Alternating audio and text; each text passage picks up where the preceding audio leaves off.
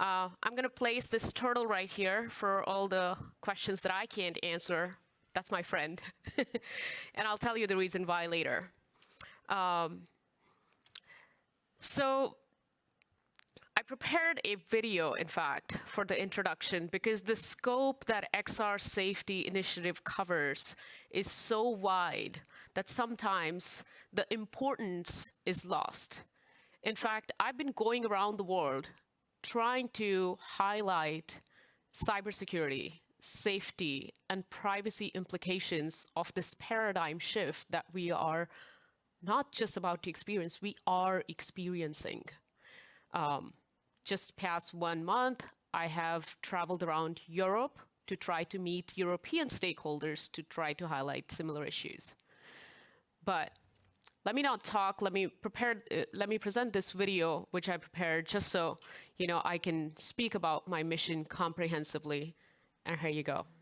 Is it possible for a team to succeed in their research and development plans without considering the implications of trust, privacy, inclusion, and safety? This is a fundamental question of my mission to support individuals, corporations, universities, and government entities.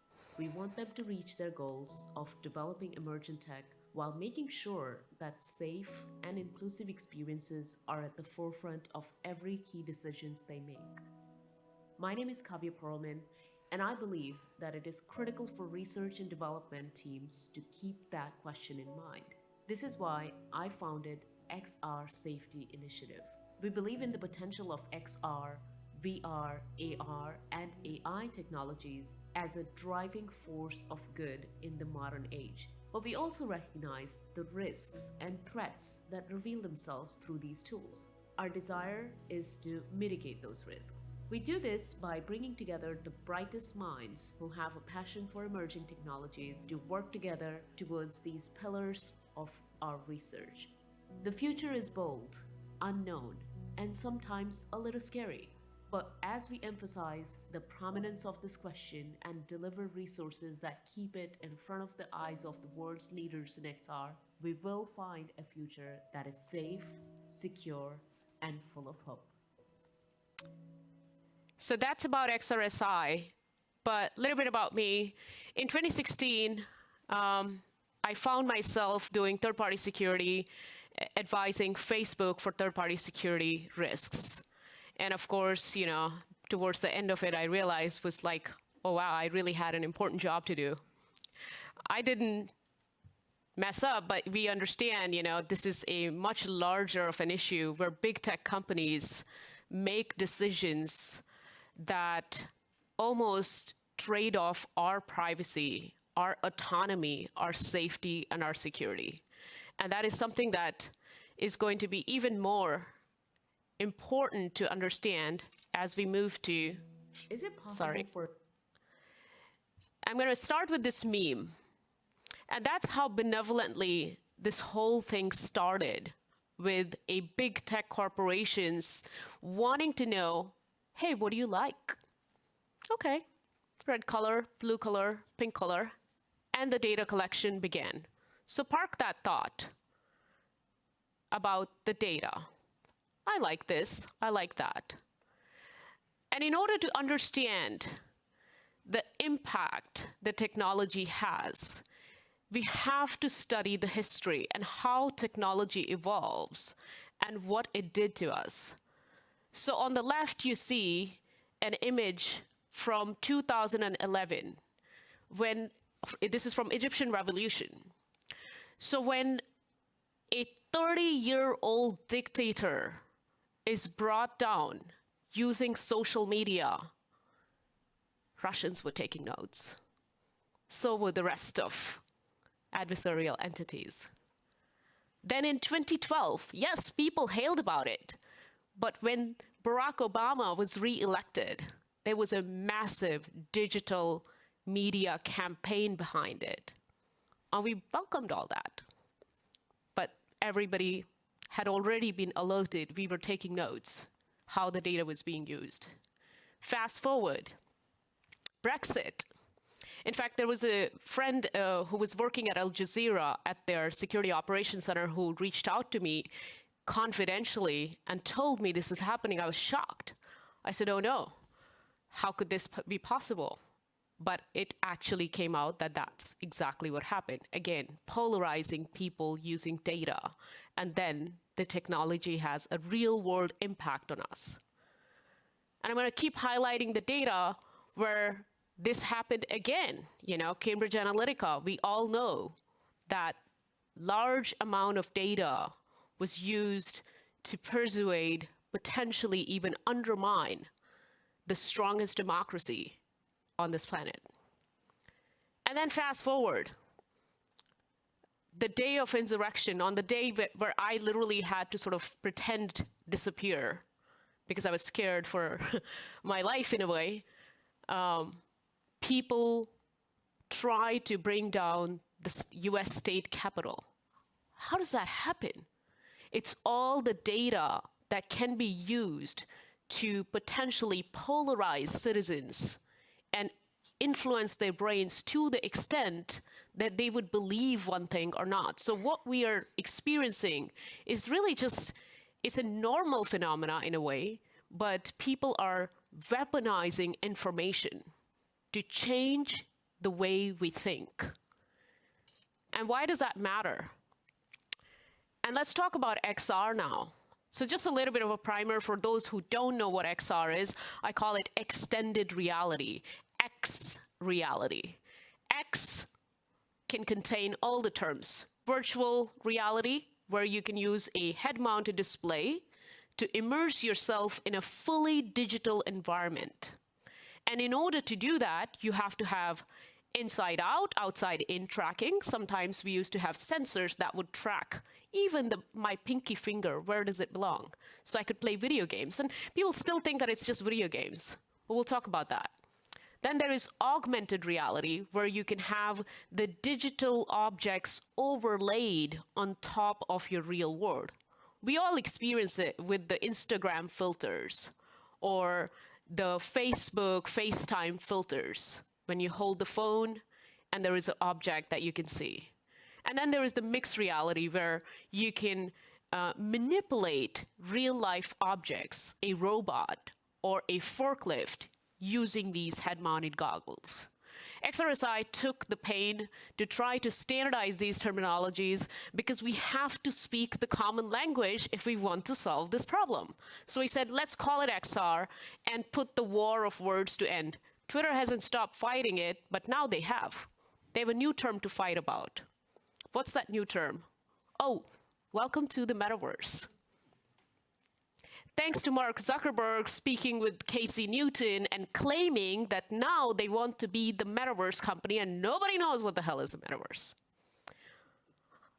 But however, since we have been researching for a couple of years, we had the audacity to present this very research. I didn't provide the reference here, but please direct message me and I can share with you the research that I presented to NASA's standardizing body, CISO, about a couple of weeks ago. And that's where we talked about how to secure the metaverse. What's going to be the anatomy of the metaverse? So right after Facebook, after leaving with 2016 debacle, I became the head of security for the oldest existing virtual world. Anybody heard of Second Life? Any gamers? Yeah. So that's kind of like the earlier version of, you can call it the metaverse. But that's a small universe. That's a multiverse. When we talk about the metaverse, it really is a whole another layer, another universe that you may or may not see with naked eyes, but it does exist. It has already started to appear. You can actually go into these universes. People do. I do too. And you can connect with people, socialize in virtual environments, create. You can pretty much, within like less than 10 minutes, I've created Taj Mahal to do cybersecurity awareness, where I brought people into that VR environment and did all kinds of things to create awareness. And then you do commerce. So protecting these virtual economies. Anybody heard of Linden dollars? So you can actually transact inside these universes and get real money just transacting virtual goods. Now there is a huge explosion of NFT. What is that? That is a virtual object that people are transacting. And those virtual objects that people, like the Bored Apes, if anybody's heard of it, or $1 million NFTs, can actually be installed inside a universe, inside a virtual environment, and you can immerse yourself and experience it. So commerce, connect, create, and then you're going to need the infrastructure to run this.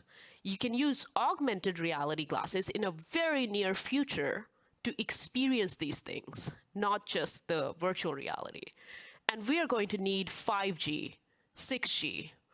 These glasses potentially, actually inevitably, are going to be infused with artificial intelligence and going to be able to tell you exactly what you like. What's the weather? Just like we say, hey Siri, order me an Uber, at least in San Francisco where I come from, we depend on machine learning and AI a hell of a lot. But in the future, job done.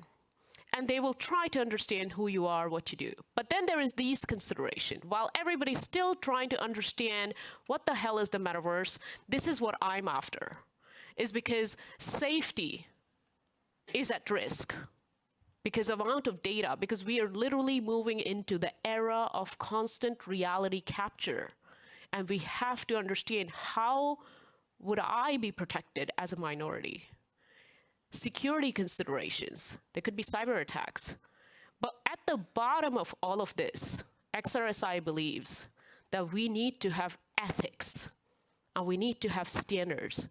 We have to speak the exact same language in order to understand the problems, potential challenges, and solve them.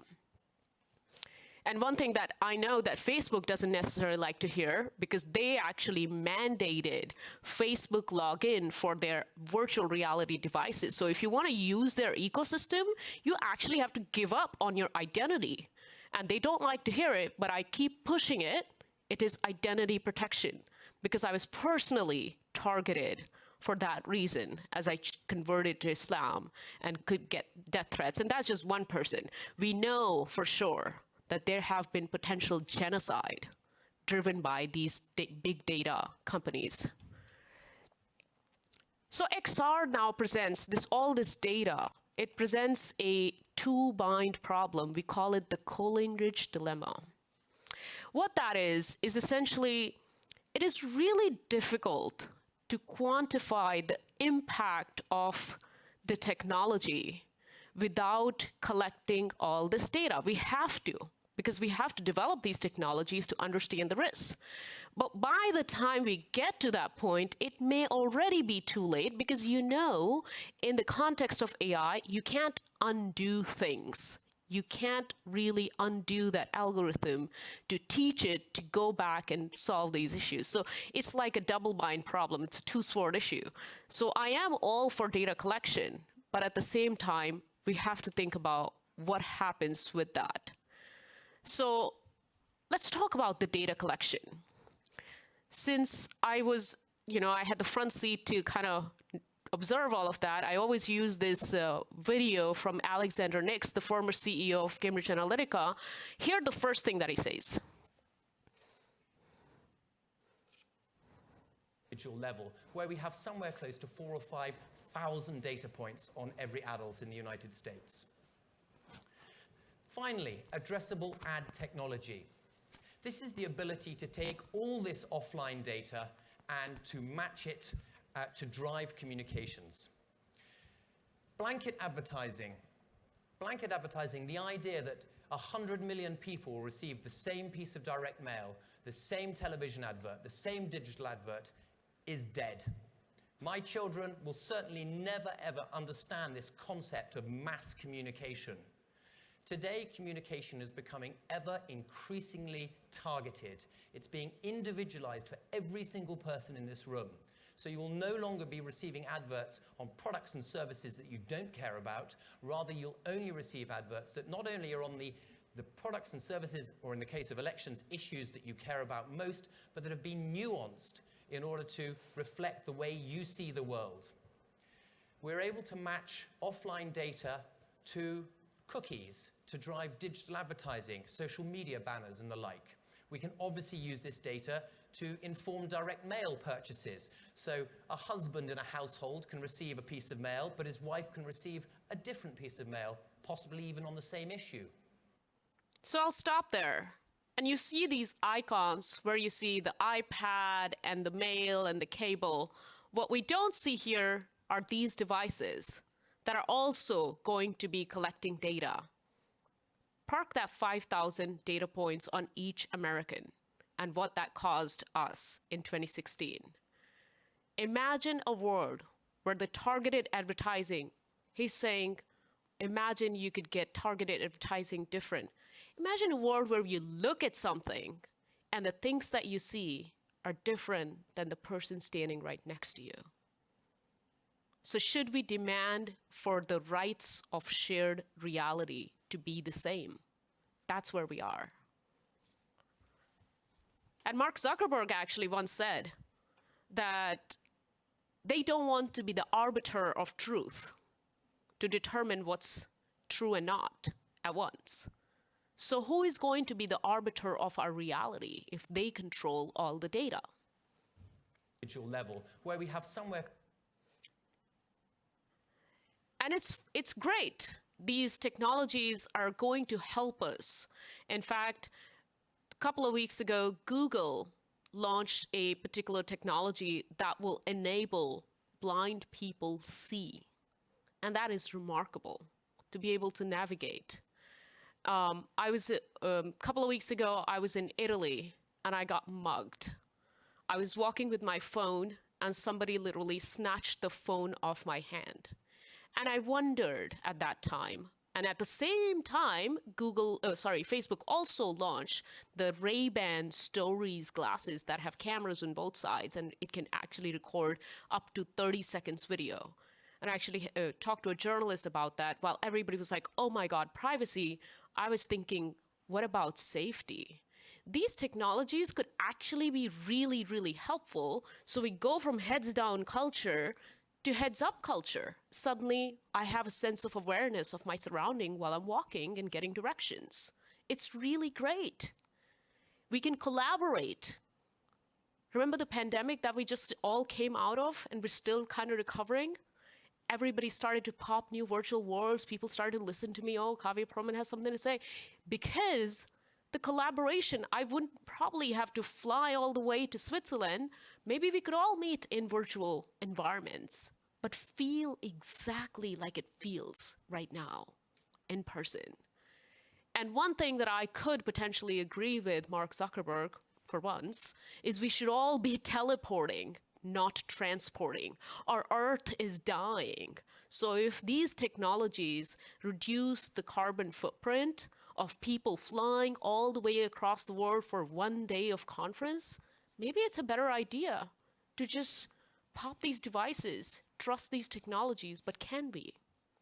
And then of course they are, building these contextualized AI, which will be able to understand me better than I understand myself. It's not such a bad thing. I would really like to have a robot that wakes me up in the morning and says, good morning, Kavya. Here's your coffee. Like, I know this is not everybody's dream, but mine is. So safety, privacy, all these considerations have to be made. So remember that 5,000 data points with Cambridge Analytica? Well, here's a research from 2018, probably different now, but Stanford University did this research and concluded in 20 minutes, you can get over 2 million unique data points on an individual in VR. So imagine what the new Cambridge Analytica would look like. And just a glimpse into the future. Sometimes people even ask me, are these augmented reality glasses? I'm like, no, it's not. But someday, and very, very soon, I'm going to get my hands on these. at the moment, what we have is smart glasses that Facebook has launched.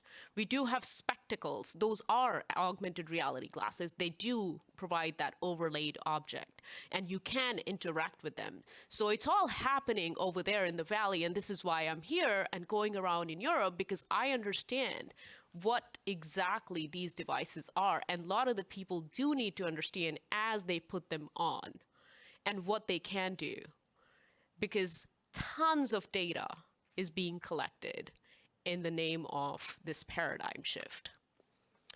How is it going? Remember that meme that we started? This is how it's going. Welcome to the era of constant reality capture. Welcome to the metaverse. The AI needs to understand, how does human perform? Play a video game, read a book, all of that. And that's kind of what was going on. This is actually from 2019 from Project Aria, which is, Facebook's research project where they collect this data to try to understand things. So what does the future look like? Qualcomm actually prepared this video that I borrowed, and I'm going to just quickly play this for you.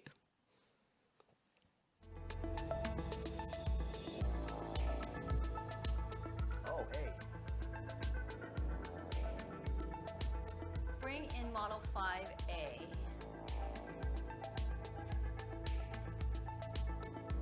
Hi, everyone. Oh, hey. What do you think? I think it looks great. Let's call in Darren. Oh, hey guys, what's up? Darren, we were wondering, could we change the color of the upholstery? Oh yeah, definitely. Let's see, how about blue? Works for me. What do you guys think? Looks good. Let's do it.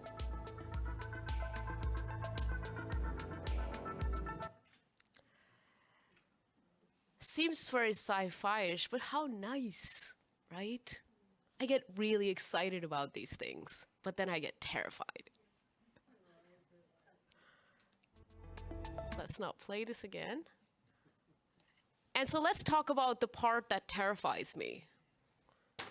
In 2018, we were meeting with all these big tech organizations, and that's what I learned the term, and I was still working for Linden Lab at that time. Gaze data. Facial data, like people talk about facial recognition. Oh, we are way past that. We're talking about, and XRSI tried to standardize this term because we need to understand it to solve this, is biometrically inferred data. You can infer so much about a human just with the eyes. But eyes are not the only prize here. There is a lot more that we are giving away. So think about if just eyes can inform all that, at least in the United States, we can be denied coverage for pre-existing conditions. So for as long as that law exists, this in the hands of an insurance provider is practically a crime to share. But there are no laws. There are not even common understandings yet. And that's why we're trying to really go after the taxonomy piece so we could speak the same language across the board, tell the regulators that's what's going on. Another type of data, gate data. And surprisingly, as I was studying spatial audio technology, everyone's ear is unique. So the way we receive sound is unique to each person. And that itself could be an identity data point. And now I'm, kind of taking this gate and biometrics data. We are conducting a research for augmented reality authentication, where we would use, how we have like something you have, something you know, and then something you are. In the XR domain, we are reversing that because we already way past that password notion. We are going to potentially use something we are to authenticate. And that's where all these data points are fabulous. However, whose hands are those in? That's what really is going to matter. So we're also studying the intersection of these technologies with other, XR with other technologies. And I've spoken with a few CEOs who are developing non-invasive brain-computer interfaces. There are obviously invasive computer interfaces. You've probably heard Elon Musk connecting to monkeys is the next goal. But at the moment, he was successful with the brain-computer interface Neuralink to allow the monkey to play Pong. So in the very near future, brain-computer interfaces will intersect with XR, and we will combine that data. Where are we going with this? 5G and 6G, super low latency, amazing broadband type of bandwidth, and robotics. In fact, there is a proof of concept that already exists where people can send a robot to view things in a 360-degree manner, and you can just put on the virtual reality headset. So there could be like a virtual tourism where the robot goes to tour for you. And God forbid, if this kind of a Delta and other variants progress, we don't know what future holds. We don't know how quickly we could be relying on these technologies just to be able to experience life. So all that uncertainty, in the name of research, we're combining all this, and we're just basically studying all these intersections because it has a lot of research opportunities. So let's talk about some attacks, because a lot of us in the crowd I see is, cybersecurity, hackers. What is our role in all this? So before I go there, I want to play this quick 10 seconds video where I'm at this conference, Augmented World Expo, and it's going to happen again this year in November. And I'm going to go there, and hopefully they'll have this. But we're basically just playing a video game with these glasses. And let's check it out for a second.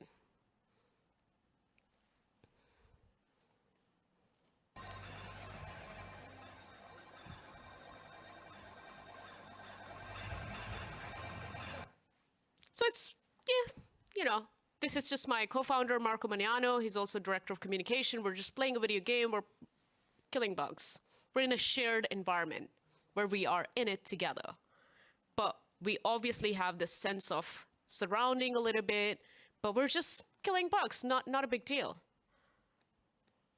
And so the shift is that our attack surface now, it used to be nodes and servers and the network, and you could secure that. But the attack surface now has shifted to our living room and to our brain. And why that is important, because in 2019, one of our senior advisor, Ibrahim Bejili, who is also a senior assistant dean at University of New Haven, his team conducted this research where they were able to discover all sorts of novel cyber attacks. And I'm just listing out 4, which is, let's dive deeper a little bit, tracker attack. So this was conducted with the assumption that you can potentially infect a machine and compromise it, and then the device is tethered to that machine. So they were able to hijack the camera, the front-facing camera, and send the stream back to the attacker. Look inside the person's room. So not just where your pinky finger is, exactly where you're standing. And if you're a person of interest, think about how dangerous that is. They also hypothesized this chaperone attack, where there is a safety boundary, a virtual safety boundary that you can create when you go in VR. But they were able to expand and shrink that safety boundary. And using that mechanism, they created something called this human joystick attack, where if I'm just playing a game, just no knowledge of, okay, what's going on, they were able to move the subject all the way across the room without their knowledge. And it may not matter today, but if you combine these things towards a person of interest or someone that, like me, that you want to stop from talking about things that are of utmost importance to humanity, it'd be a nice opportunity, right? So people could really be targeted. And there could be this new form of cyber attack, ransomware attack, where this entire display could be taken over by a particular attacker. And this could also be intentional. And so we have to think about where we are going with this. As earlier was said, once you die in the Matrix, you die in real life. So these kinds of things led us to establishing these risk mitigation categories. We need to protect the data. We're way beyond the privacy fight. We really need to protect the bits and bytes. We need to protect the user interactions so we can have safety. Think about harassment and bullying. All of that in the immersive environment is still there. And anybody could tamper with your device as well. So are regulations the answer?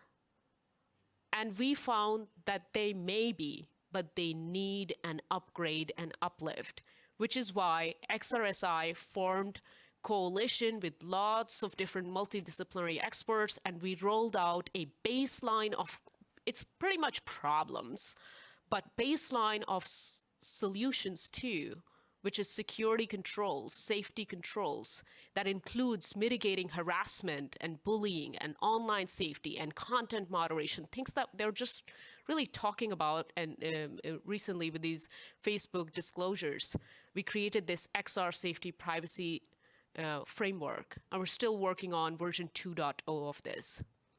And then we are also advising several global governments on how to build policy being informed by this research. And so I encourage you, as Mother Teresa said once, I can do things that you can't, and you can do things that I can't, but together we can do great things. So thank you so much. Please ask me any questions and message me if you want to learn more about any of these things that I shared with you.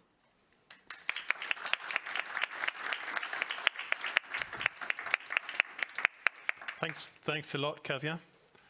Are there any questions? That was a very intense experience, I have to say, and maybe you came over because the prophet is not being listened to in their own country. Do you make that experience? Do people listen? Do they want to hear about it? Or is it just, yeah, no, I want my Facebook? Well, thanks to the evil dude sitting in the valley,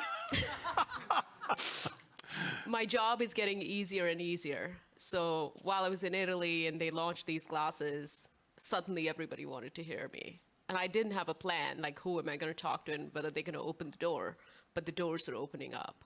And now journalists really want to talk to me because they're so awake about the data. And thanks to all these whistleblowers and disclosures, I think people are becoming more aware. Serge. Thanks a lot for that talk, Kavya. Thanks a lot for that talk. I really enjoyed this. But do you think it's just the virtual reality with the big goggles that we have on that kind of is becoming a danger? Because it seems to me we're having all of this stuff creep in places where we don't expect them. Kind of the fridge knows what you want to do, which is some kind of virtual reality. If you look at cars, I mean, they can tell you whatever they want to. It just seems to be, the glasses at least, they look strange and you notice you have them on, but all the rest, what about that? Right. So that's where Zuckerberg, and thank you for the question, and it's a really important one too. Zuckerberg, when he says we are going to be the metaverse company, that's exactly what it means, is taking the data from all these sensors, informing what you should buy for your breakfast. Oh, you're low on stuff. And just taking IoT devices. All of this is going to be combined to be able to create this experience through your glasses. This is just the UI, UX stuff. However, if we take it as just UI and UX stuff and forget about what's going in the background, then we run into these safety, identity, all these other issues. So you're right. That's why the term metaverse is probably more appropriate to discuss as a problem than XR. Because then we talk about just the very specific virtual augmented mixed reality. But in the metaverse, that's only possible when we bring together DLT, NFT, brain computer interface. All these technologies are infused to create these alternate spatial layer. And that's where all of this is going to matter. Okay, I think we've got one more question, and then we'll need to close it for the next speaker. Thank you, Wendy. I'm really struck as you spoke about the potential attack surface and the effects that that all of this data could be used to weaponize the experience of somebody. And I'm thinking especially people who suffer from mental illness, where even today, you know, discussions online and everything can be very distressing and very upsetting, and bullying can happen and everything. But thinking of taking that up a level to messing with somebody's virtual reality that they can't necessarily distinguish, or, you know, that their mindset doesn't let them distinguish, you know, and they already have problems with hallucinations, that this could take things to an extremely dangerous level from a physical safety point of view. Thank you so much for that question, because most people think that virtual augmented mixed reality is gaming. But guess what? The health minister of UK is coming to the United States to discuss these technologies at that AWE where I was playing games. We're meeting him in November for the very reason, because we helped UK to position exactly this, is using these technologies in healthcare. So they're going to use it at NHS. So now the question is, and what you indicated is a two-way sword, like it's a double problem. You can actually use these sophisticated technologies to mitigate PTSD, to really solve some of these hallucinations, because what are we doing? We're really just sending simulation to the brain. And so now you think like I do, is essentially this could be weaponized. So if you can heal somebody, you can also hurt somebody. So those are just some amazing discussion points and research items. All right. Thank you so much. Thank you so much, Kavya, for Thank you. this fascinating talk. We have 3 minutes break, but before, can I just give you a Thank little... you so much. And I didn't need to Swiss- use the turtle. Swiss present? Thank you. Thanks again